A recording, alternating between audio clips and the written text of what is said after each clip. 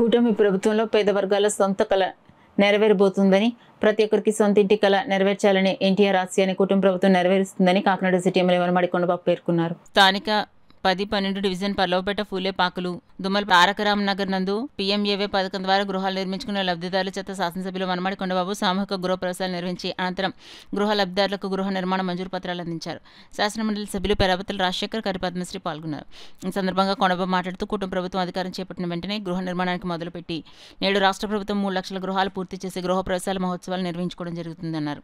గత వైసీపీ ప్రభుత్వం గృహ రుణాలను అందించకుండా 920 కోట్ల రూపాయల బకాయిలు పెట్టిందని, గత వైసీపీ ప్రభుత్వం పేదల సొంత ఇంటి కలకు తాళం వేస్తే నేడు కుటుంబ ప్రభుత్వం పేదవాడి సొంత ఇంటి కల నెరవేర్చి ప్రతి కుటుంబం సంతోషంతో జీవించడానికి అన్ని మౌలిక వసతులు ఏర్పాటు చేయడం జరుగుతుందని పేర్కొన్నారు. శాసనమండలి సభ్యులు పేరాపతుల రాజశేఖర్ మాట్లాడుతూ గత వైసీపీ ప్రభుత్వం పేదలకు ఇళ్ల స్థలాల పేరుతో దోచుకున్నారని, నేడు కుటుంబ ప్రభుత్వం ఇచ్చిన మాట ప్రకారం ప్రతి ఒక్కరికి సొంత ఇంటి కల నెరవేరుస్తుందని తెలిపారు. ఈ కార్యక్రమంలో హౌసింగ్ శాఖ PD NVV Satyanarayana, DE Satyanarayana Reddy, EE Y Srinivas, AE Somireddy, Suresh Kumar, స్థానిక నాయకులు తుమ్మల సునీత, రమేష్, ఎరిపిల్లి రాము, మూగురాజు, తుమ్మల కొండలరావు, చోడిపిల్లి సతీష్, మోసా పేతురు, మాదే అంద్రియ, మోసా యేసేబు, గంపల లక్ష్మణరావు, దిబ్బడ పోలరాజు తదితరులు పాల్గొన్నారు.